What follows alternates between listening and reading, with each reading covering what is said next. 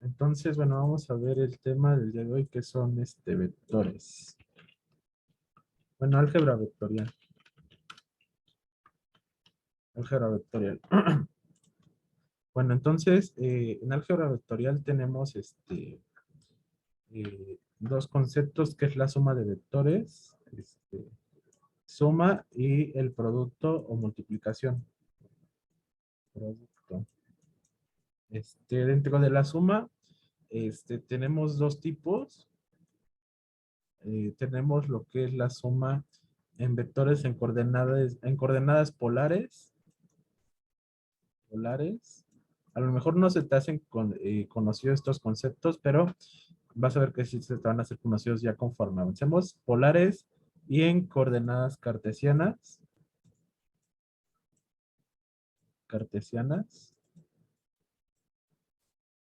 Y dentro del producto tenemos dos tipos de productos, que es el producto cruz y el producto punto. Ahí está. Bueno, entonces, en coordenadas polares, bueno, pues en sí tenemos, para la suma de vectores, tenemos lo que son los métodos, perdón, los métodos gráficos y los métodos analíticos. Analíticos. Bueno, en sí también estos métodos los podemos usar en coordenadas cartesianas, pero por lo regular en cartesianas nada más utilizamos el método analítico.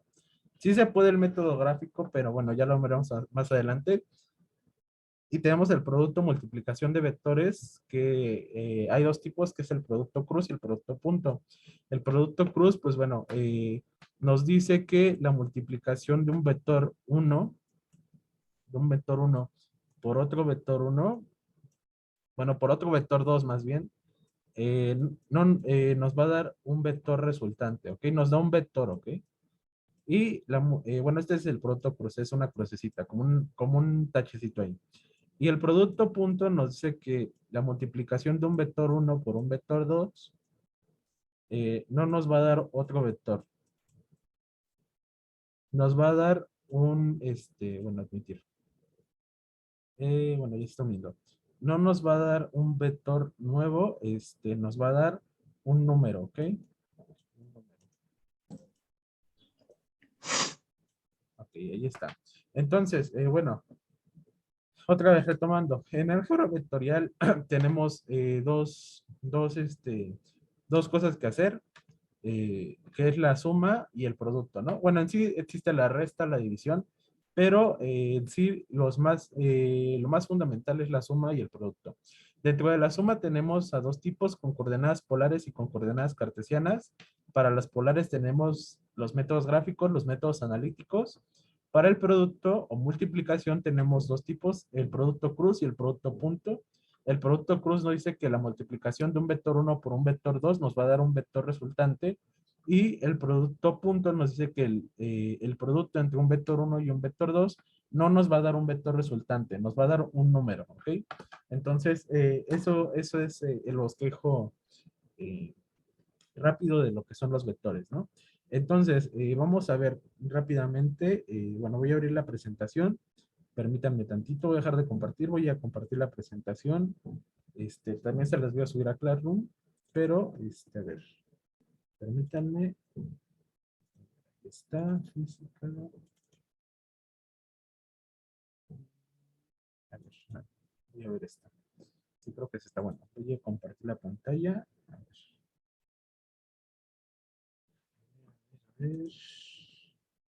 sí ya está,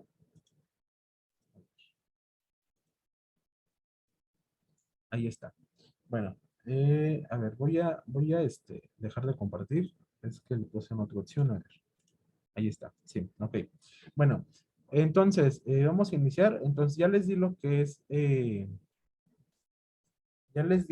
el bosquejo de lo que son los vectores, de lo que son los vectores. Entonces, dijimos que existe la suma y la multiplicación del producto en vectores, ¿ok? Entonces, ¿qué es lo que vamos a ver a partir de esta unidad? Pues bueno, vamos a empezar a ver lo que son las unidades escalares y vectoriales. No vamos a ver como tanto matemáticas técnicas, vamos a adelantarnos un poquito. Bueno, vamos a dividir el tema en dos. Primero vamos a ver la suma y después vamos a ver la multiplicación, que es la siguiente semana.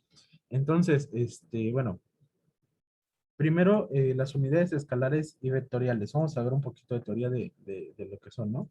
Bueno, entonces, bueno, en sí, bueno, bueno, a ver, se están viendo algunos de sus compañeros, entonces, a ver, permítanme. Sí, bueno, voy a ponerles aquí. Bueno, a ver. Sí, bueno, ya están.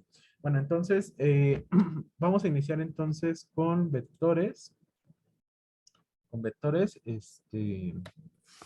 y bueno, otra vez, voy a decir, primero vamos a iniciar con vectores en el caso de la suma y después con el caso de la multiplicación. Hoy nos vamos a centrar en la suma. Y bueno, y para los que se acaban de unir, existen dos cosas primordiales en el álgebra vectorial, que es lo que vamos a ver, que es la suma y el producto. Existen dos tipos de suma en coordenadas polares y en coordenadas cartesianas, y existen para la suma métodos gráficos y analíticos, y para el producto multiplicación de vectores tenemos el producto cruz y el producto punto. Ahí está, de todas maneras va a quedar grabada la sesión. Entonces, vamos a iniciar. Este, Primero vamos a ver lo que son las cantidades. Bueno, en sí se les puede decir como unidades escalares y vectoriales, pero también se le puede decir cantidades, ¿ok? Lo correcto sería decirles cantidades. Aquí a lo mejor pues tuvo un error, pero bueno, en sí serían cantidades escalares y cantidades vectoriales. Bueno, ¿qué es una cantidad o una unidad escalar y qué es una unidad vectorial? Básicamente las unidades escalares son aquellas que quedan completamente definidas con un número y una unidad. Algunos ejemplos serían 10 centímetros, 80 kilogramos, 40 kilómetros, etcétera. Ahorita les doy un ejemplo más claro. ¿Y qué son las unidades vectoriales? Pues bueno, son aquellas que aparte de tener un número y una unidad, tienen una dirección, ¿ok? Por ejemplo, 5 metros sobre segundo al cuadrado con una dirección hacia el este, 5 newton con un ángulo de 50 grados o un desplazamiento de 5 kilómetros al norte, ¿no? Como ven, tiene el número, la unidad de medida, que en este caso sería 5, es el número, el kilómetro sería la unidad y la dirección pues hacia el norte, ¿no? Entonces, vamos a ver qué pasa aquí, ¿no? Por ejemplo, un ejemplo cotidiano de las cantidades escalares y vectoriales. Las cantidades escalares, por ejemplo, las podemos ver cuando vamos al supermercado, ¿no? Bueno, aquí le puse 50 kilogramos, ¿no? Pero, por ejemplo, supongo que ustedes van al mercado y piden, pues me da, no sé, 500 gramos, 5 kilos de fresa, ¿no? Y pues obviamente con esto basta, ¿no? Solamente con decirle el número o la cantidad que quiero y la unidad, ¿no? Gramos o kilogramos, ¿no? Y por ejemplo, en las unidades vectoriales, por ejemplo, cuando ustedes han viajado en alguna carretera, en algún camino, pues por ejemplo, algunas personas se auxilian de Google Maps, ¿no? Bueno, si es app, entonces le dice, bueno, pues en 5 kilómetros gira a la derecha, ¿no? Entonces ahí te está dando el número que son 5, los kilómetros que es la unidad y la dirección, ¿no? Entonces, eso es un ejemplo de cantidad vectorial, que es la que tiene magnitud o número, la unidad y la dirección, ¿no? Y la cantidad escalar, una sería vectorial, ¿no? Este, y la escalar, pues sería aquella que nada más consta de un número y la unidad de medida, ¿no? Obviamente que la escalar, pues, la ocupamos en casos de, por ejemplo, la masa, ¿no? Obviamente cuando vas a pedir tú una masa, pues no le dices 5 kilogramos de fresas al norte, ¿no? Obviamente que no. Pero sí necesitarías, tú, si no, si por ejemplo, en los vehículos no dijéramos la dirección, ustedes dirán, pues ¿de qué me sirve saber la dirección, no? De todas maneras, pues sé que voy a 80 kilómetros por hora, ¿no?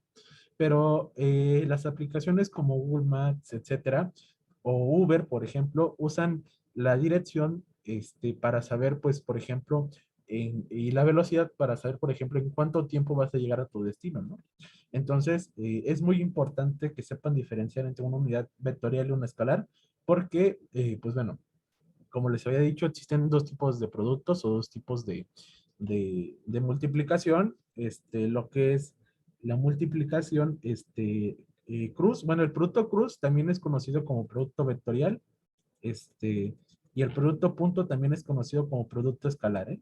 ¿Por qué es esto? Porque si se fijan, el producto vectorial, la resultante de multiplicar dos vectores me va a dar un tercer vector resultante, perdón, un tercer vector resultante.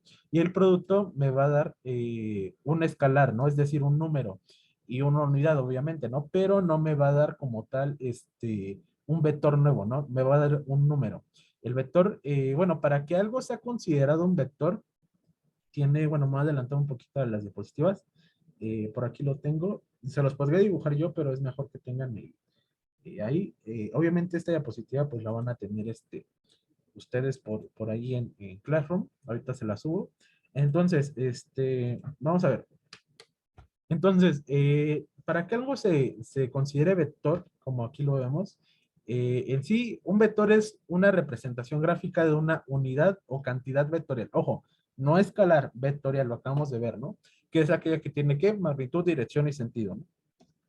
Entonces, y bueno, perdón, que tiene, bueno, la unidad escalar tiene el número, la unidad y la dirección, ¿no? Ahorita vamos a ver la comparación con un vector. Un vector, sin embargo, tiene tres cositas, lo que es la magnitud, que vendría a ser como si fuera el número, la dirección y el sentido, ¿ok? Muchos se confunden entre dirección y sentido, ahorita les voy a explicar la diferencia, ¿ok? Entonces, magnitud, ¿qué es la magnitud? Pues básicamente sería como qué tan grande es el vector, ¿no? En este caso se ve representado en un vector. Este es un vector para que lo vean. Aquí está gráficamente un vector y se podría decir que la magnitud es la longitud de la flecha, ¿no? Obviamente esto se representa con una flecha, un vector se representa con flechas, ¿ok? Este, ok. Y la dirección es la línea de acción, ¿ok? O sea, es esta línea por donde está actuando el vector y el sentido es básicamente hacia qué lado va la punta de la flecha. Si va para allá, pues va en este sentido, o si va para acá, va en este sentido, ¿no? En sí no podría darles una dirección exacta porque, bueno, la dirección también depende del ángulo, pero el sentido sí, ¿no? Es hacia allá o hacia acá, ¿no? Y, por ejemplo, en un vector vertical, ¿no? El sentido de este vector sería hacia arriba, pero también pudiera haber otro vector que estuviera así, ¿no? Que en este caso el sentido es para abajo, ¿no? En sí, pues esto aplicaría también, por ejemplo, en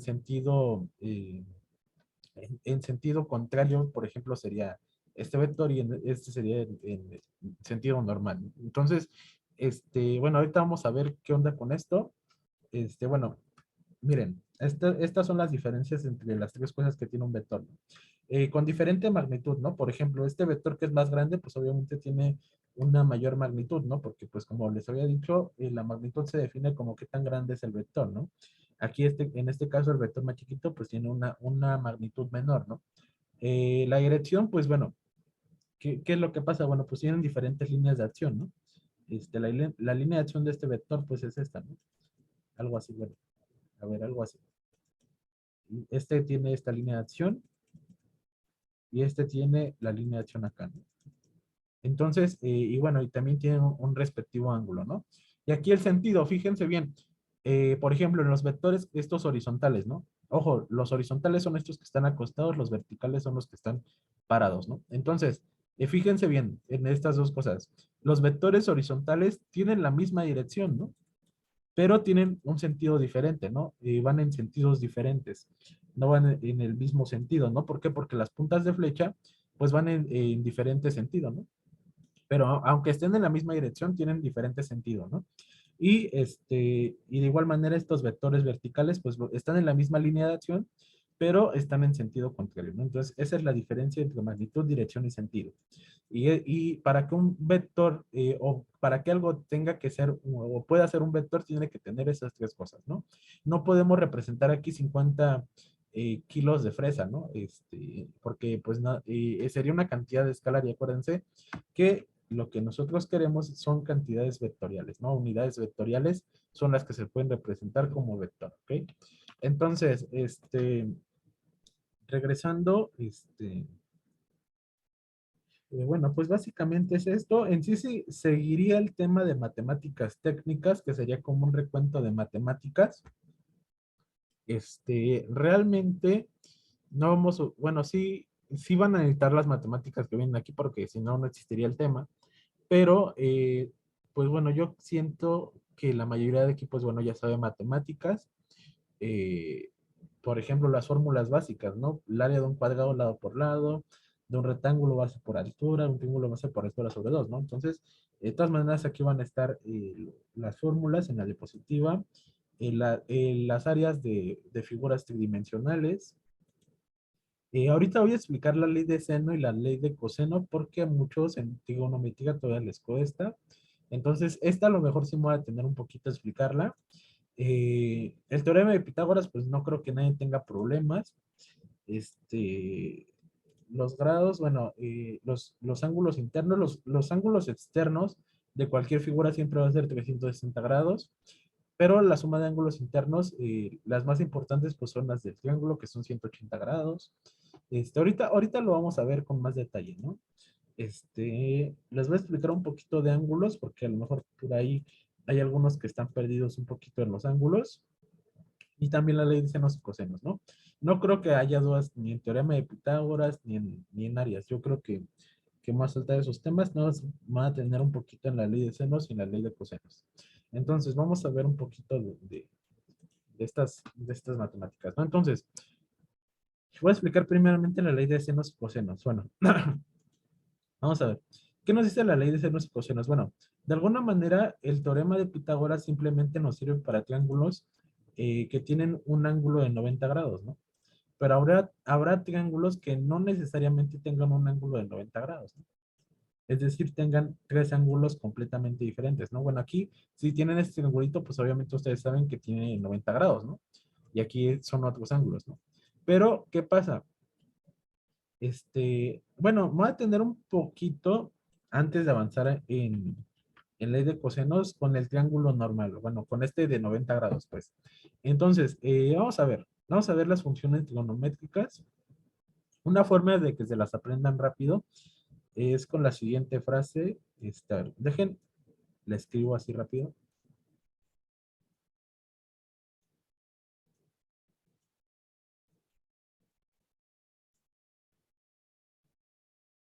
Básicamente tendrían que decir coca, coca, hip, hip, ¿ok?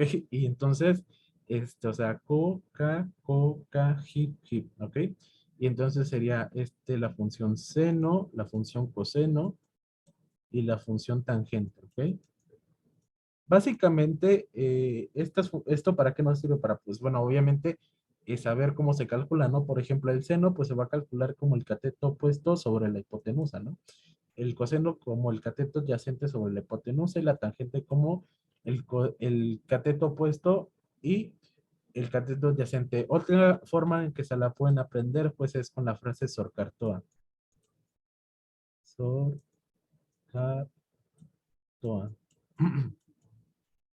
Esta es en sí esta ley que está aquí, estas funciones trigonométricas que están aquí, únicamente nos servirían si en el plano cartesiano, voy a dibujar un plano cartesiano aquí,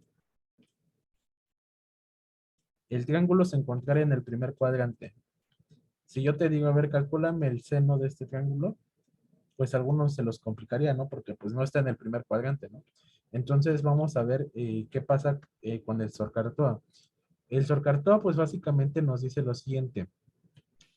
El seno se calcula como la ordenada sobre la hipotenusa. R se podría considerar como radio o como hipotenusa. Ahorita vamos a ver las diferencias, no se me pierdan. El coseno se calcula como el cateto, perdón, puede ser adyacente, pero en sí es abscisa, ¿ok? Ahorita les explico básicamente qué. Bueno, les explico rápidamente. La abscisa en un plano cartesiano, la abscisa es la coordenada en X y la ordenada es la coordenada en Y, ¿ok? Ahorita vamos a ver, entonces, el coseno se calcula como la abscisa sobre la hipotenusa o sobre el radio y la tangente como la ordenada sobre la abscisa, ¿ok? Ahorita vamos a ver qué onda. Entonces, Si tuviéramos un triángulo, por ejemplo, no sé, algo así. A ver, voy a dibujar un triángulo. Ah, este es mi plano cartesiano. Imaginen que yo tengo un triángulo aquí, ¿no? Ahí está, este triángulo. Entonces, si me dicen, ah, bueno, yo quiero calcular el seno de este triángulo, ¿no? Y pues bueno, aquí podemos aplicar, ah, bueno, pues hipotenusa, y por ejemplo, si el ángulo está aquí, pues este es el cateto opuesto y este es el cateto adyacente, ¿no? En sí sería incorrecto hacer esa analogía, porque pues como tal, o sea, sí funciona, yo no digo que no funcione, pero en sí sería más fácil, o bueno, no sé, o más técnico decir que, por ejemplo, si yo quiero calcular el seno, necesito la coordenada ordenada, bueno, la ordenada, acuérdense que es la coordenada que está en el eje de las Y, necesitaría esta, la ordenada, sobre la hipotenusa, ¿no? Obviamente si el ángulo estuviera aquí. Si estuviera acá, pues cambiaría el sentido, ¿no? Sería esto y esto. Bueno, en sí se la pueden aprender de las dos formas. Yo les recomiendo que si es para física uno en específico, se pueden aprender esto, ¿no? Que es el cateto opuesto sobre hipotenusa, bla. Pero si es no sé, para cálculo diferencial, geometría analítica, se aprendan el sorcartón, ¿no? Ordenada sobre radio, etcétera. Eh, pero bueno, no me voy a detener tanto en esto, nada más era para explicarles, por ejemplo, si aquí tuviera yo el ángulo, ¿no? Aquí, no sé, un ángulo de 30 grados, ¿no? Y yo tengo aquí en este caso la hipotenusa, no sé, de 5 metros, ¿no? Y me dicen, ah, bueno, calcúlame el cateto opuesto, ¿no? Que sería, acuérdense que el opuesto es el opuesto al ángulo y el adyacente es el que está pegadito al ángulo, ¿no? Entonces, supongamos que nos dicen, ah, bueno, yo quiero calcular el cateto opuesto, ¿no? Pues, ¿qué función me relaciona? Obviamente, este seno sería seno del ángulo, coseno del ángulo y tangente del ángulo, ¿ok? Es así, ¿ok?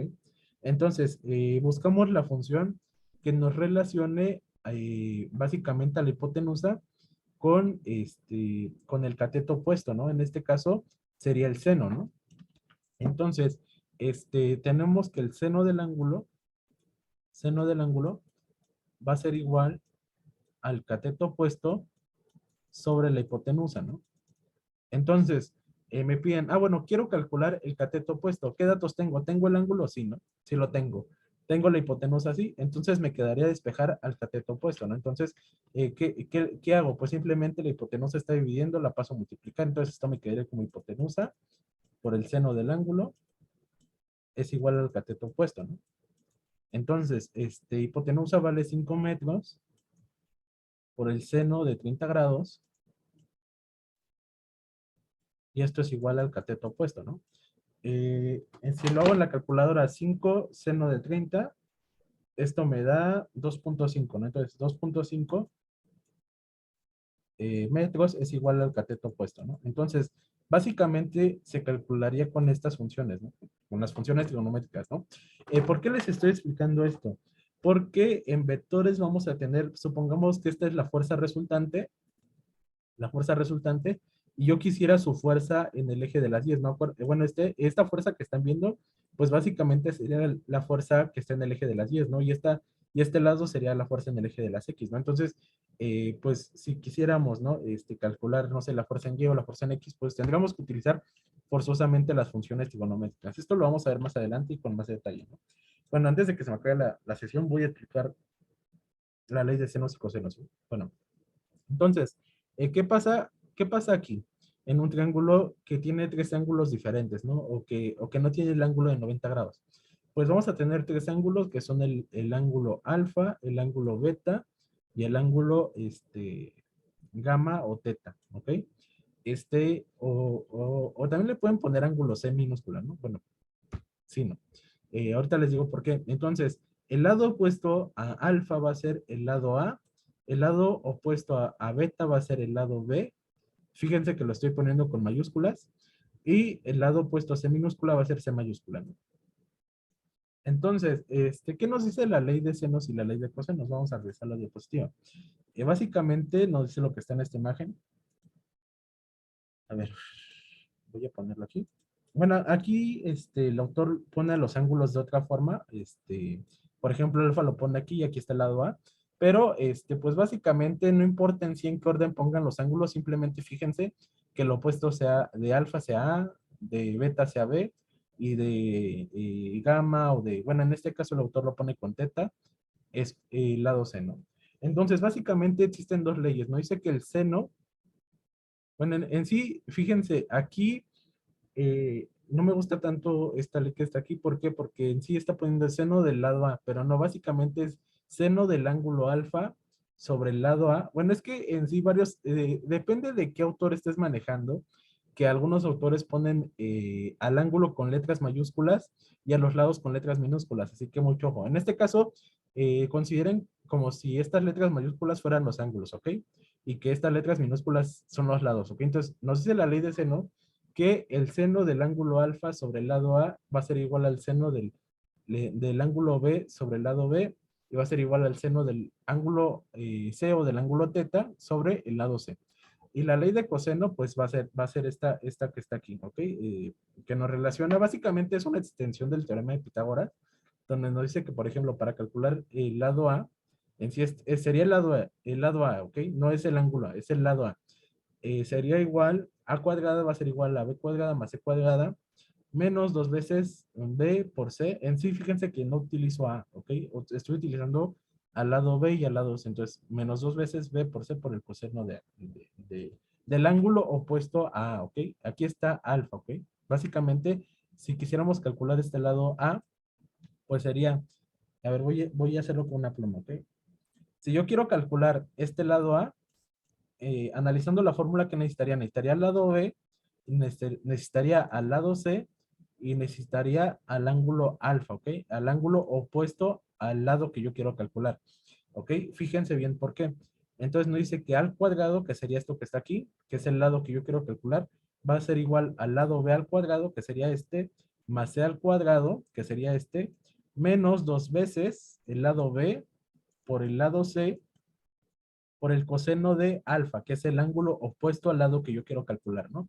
Y eso mismo pasaría si yo quisiera calcular al lado B, ¿no? Sería en sí los lados que yo tengo, ¿no? Que sería a al cuadrado más c al cuadrado menos dos veces a por c por el coseno del ángulo opuesto a B, ¿no? Entonces, básicamente esto nos dice la ley de senos y cosenos. Más adelante vamos a ver cómo se aplican los vectores, pero lo que sí quiero es que tengan estas fórmulas en cuenta. Yo ya me las sé de memoria, pero de alguna manera no quiero que se las aprendan tanto de memoria. Sí nos van a ayudar para el método analítico del triángulo, pero no quisiera yo que se atascaran de tantas fórmulas.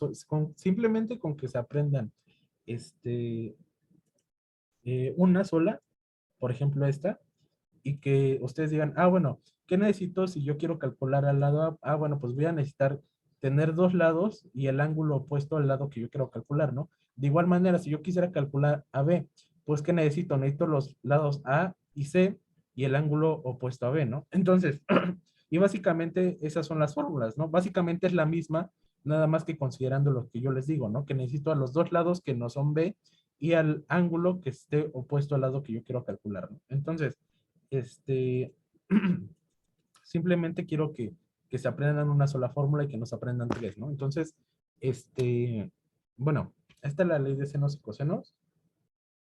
No me voy a detener tanto en esto. Y bueno, les voy a explicar un poquito de ángulos rápidamente. Entonces,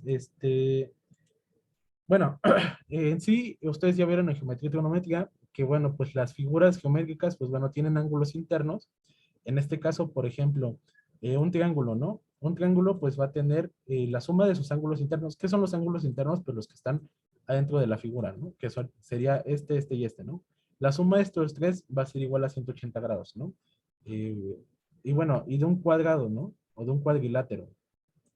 Si nos fijamos bien, cada esquina tiene un ángulo de 90 grados, ¿no? Entonces, ¿qué pasa si sumamos esos 90 grados de los cuatro lados? 9 por 4 pues son 36, ¿no? Entonces son 360 grados de los ángulos internos. Entonces, básicamente se iría sumando 180 grados por cada lado que vamos aumentando, ¿no? Si se fijan en esta imagen, pues básicamente se va aumentando 180 grados a partir de 180, que es el triángulo, para cada figura, ¿no? Para cada lado que vamos agregando, ¿no? Se van agregando 180 grados.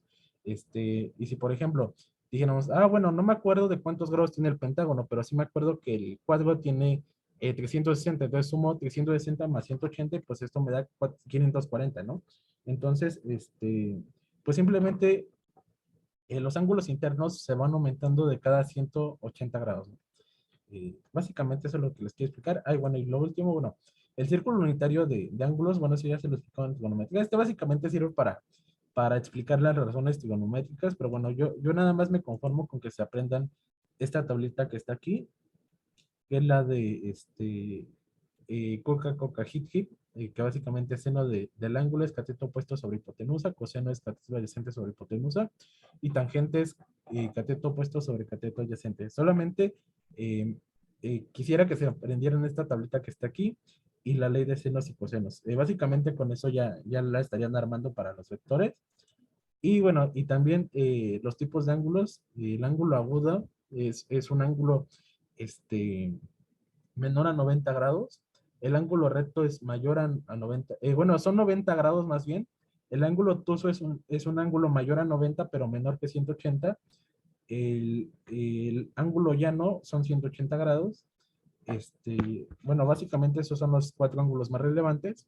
Y otra cosa, los ángulos complementarios y ángulos suplementarios. Los ángulos complementarios son aquellos ángulos, por ejemplo, este ángulo alfa y este ángulo beta, que juntos dan que juntos dan 90 grados, ¿ok? Esos son los ángulos complementarios. Los ángulos suplementarios son aquellos ángulos alfa y beta que juntos suman 180 grados. Bueno, esto que está aquí como tal, solamente aprendan que los ángulos adyacentes, bueno, son aquellos que están en la misma línea de acción, y los ángulos opuestos al vértice, bueno, en sí, obviamente estos tendrán valores diferentes. Alfa sería diferente de beta, bueno, este es beta. Y aquí en los ángulos opuestos al vértice, sería que este ángulo alfa va a ser el mismo que está aquí, ¿no? Entonces, bueno, esos son los tipos de ángulos. Esos son todas las matemáticas que les quería enseñar. Básicamente, que lo que es la ley de senos y cosenos y los tipos de ángulos, ¿no? Más adelante vamos a ver cómo aplicarlo en vectores. Nada más me quise detener un poquito aquí para que recordaran, ¿no? Esto ya lo tienen que tener ustedes desde geometría y trigonometría, pero bueno, y también otra fórmula que les quería enseñar es que si, por ejemplo, nosotros quisiéramos calcular un ángulo y tenemos los 3 lados del triángulo, podemos aplicar esta fórmula que está aquí, ¿ok? Que es el coseno a la -1. Bueno, por ejemplo, en este caso, en esta imagen, el ángulo alfa sería igual al coseno a la -1 de menos a cuadrada más b cuadrada más c cuadrada menos, sobre 2 veces bc. Esto lo vamos a ver más aplicado en vectores, nada más es para que recuerden un poquito de estas leyes. Entonces, bueno, ya se me va a acabar la clase, nos comentamos inmediatamente, por favor, para ver vectores. Entonces, ahorita nos vemos.